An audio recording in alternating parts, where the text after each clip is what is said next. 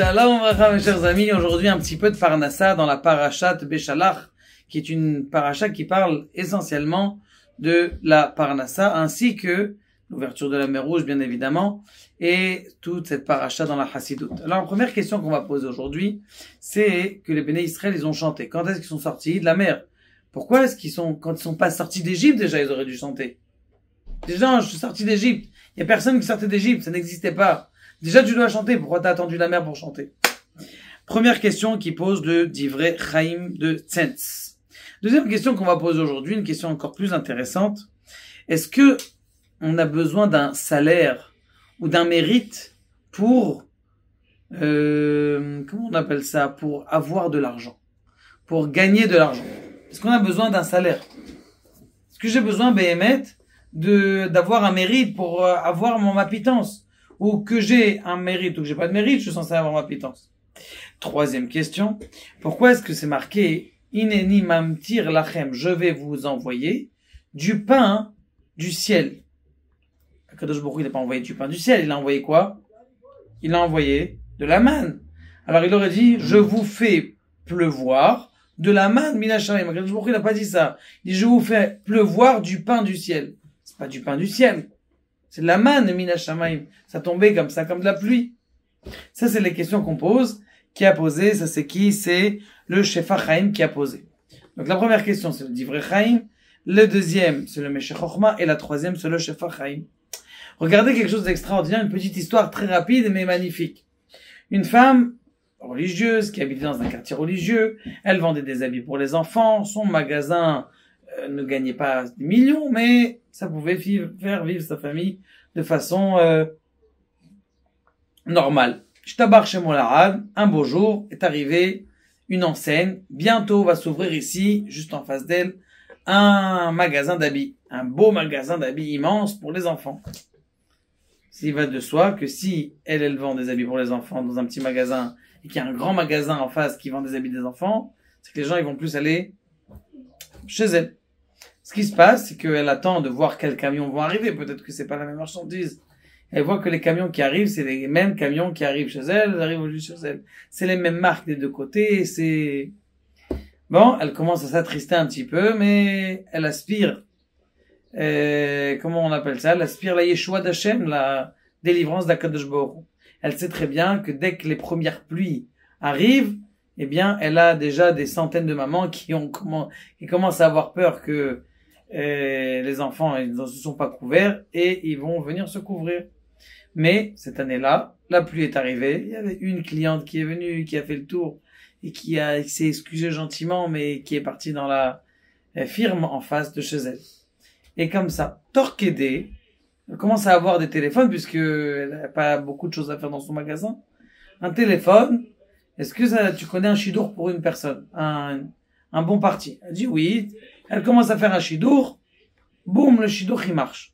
Les deux parties, ils disent, écoutez, madame, vous avez fait un chidour magnifique. C'est des deux jeunes qui sont plus très jeunes. On veut vous payer bien comme il faut. Et la parnassa qu'elle était censée avoir, elle a eu dans les chidourim. Le mois d'après, encore un autre chidour, encore un bon parti. Le mois d'après, mamache, pendant 1 an, 2 ans, 3 ans, eh bien, elle a vécu, non pas avec son magasin, mais avec les shidduchim. Au bout de la 3e année, il y a un gros camion qui arrive dans la firme en face et qui commence à vider tout le magasin. Du jour au lendemain, sans personnel prévenu, eh bien, ce qui se passe, c'est que tout le magasin d'en face, il ferme. Et donc, bien sûr, les clients, ils reviennent chez elle. Et maintenant, elle essaye de faire un chidour, Et tous les chidours qu'elle fait, ils marchent pas du tout.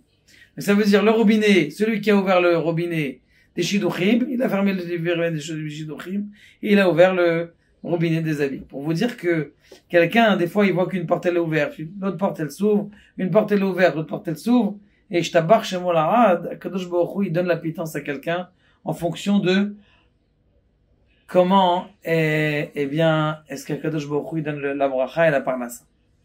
Maintenant, il y a des questions qu'on a posées. On a posé ces questions. C'est quoi ces questions?